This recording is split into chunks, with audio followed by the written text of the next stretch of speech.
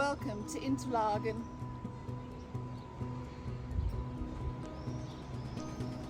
Interlaken, which means between the lakes, is located in the Bernese Oberland region of Switzerland.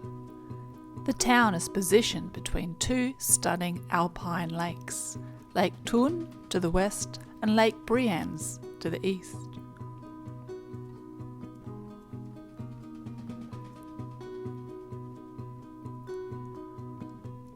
Lake Thun, the larger of the two, is known for its deep blue waters with its castles and charming towns that line its shores. Taking a ferry on Lake Thun is one of the best ways to experience the beauty of the region. The ferry service on Lake Thun offers a scenic and leisurely way to explore the lake and its surroundings, with regular routes that connect the towns and attractions along the shoreline. You can do the entire ferry ride without getting off in about 2 hours and 10 minutes. But you definitely want to get off and explore. For example, you can access St. Buta's caves from the ferry. However, you can get there via local bus, and Google Maps will easily show you the bus number and route. So check out the ferry timetable before planning your trip, as it finishes at 5 o'clock and you don't want to get stuck. So one side of the lake you'll have access to the train line, and the other side you'll have access to the local bus service. So you can do half the loop via the ferry and then return home via bus or train. Our first stop was Spiez. It's known for its stunning castle and vineyards. And there's also a museum within the castle and a church. Lots of beautiful sights to have a look around. You get about an hour in between each service on the ferry, so that gives you how long you want to stay at a stop, whether it be 1 hour or 2 hours or even 3. But we had other castles we wanted to explore for the day, so we just stayed 1 hour and then hopped back on the ferry for the next adventure.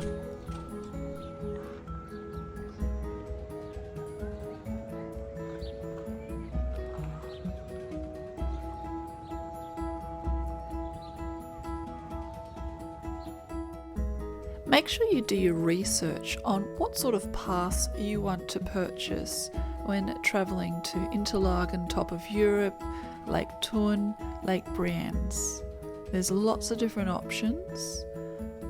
So to catch a ferry, you could purchase a single or return ticket from the ferry on Lake Thun directly at the pier online or through ticket machines. Prices will vary depending on the route and duration of your trip. But if you want to get a pass, you've got the choice of the Swiss Travel Pass, the Swiss Half Fare Card, Eurorail Pass, which is what we used for both ferry services on Lake Thun and Brienz. This gives us the flexibility to also catch the train between Thun and Interlaken station.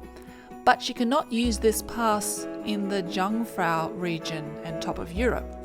So the regional pass Bernese Oberland is a really good one to use, which is perfect for exploring not just Lake Thun but also Lake Brienz and the surrounding regions, including Interlaken, Grindelwald and the Jungfrau area, so that you can go up the mountains and see the snow and all the waterfalls.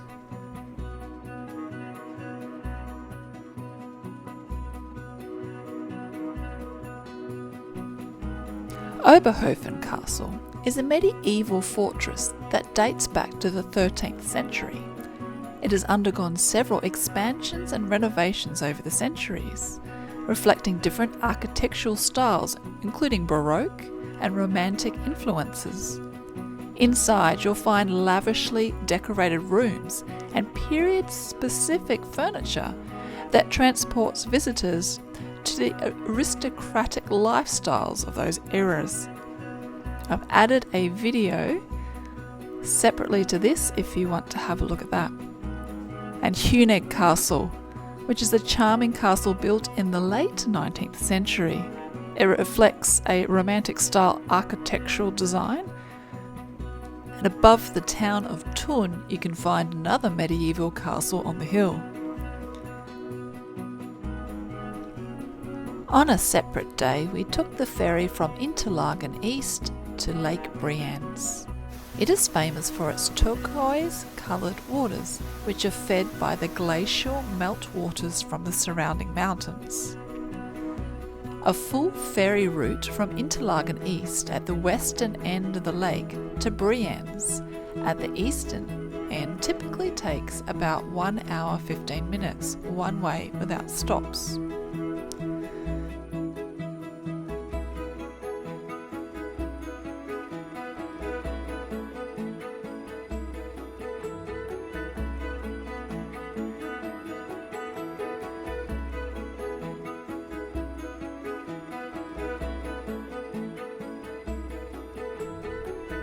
Our main attraction was to visit Geisbach Falls, a stunning waterfall cascading down a series of steps into the lake.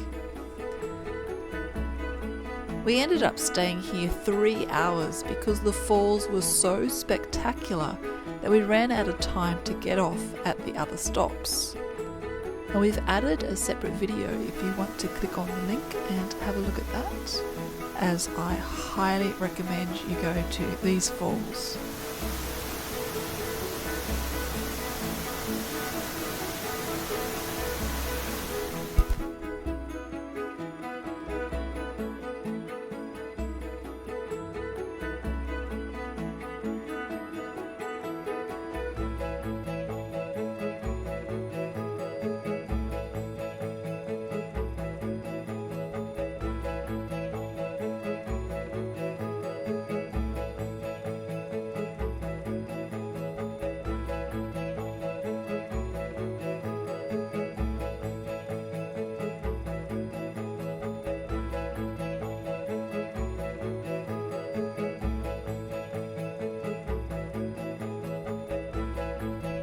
My final piece of advice, not that we can always control the weather, but try and go on a beautiful day so you can enjoy the colours of the waters.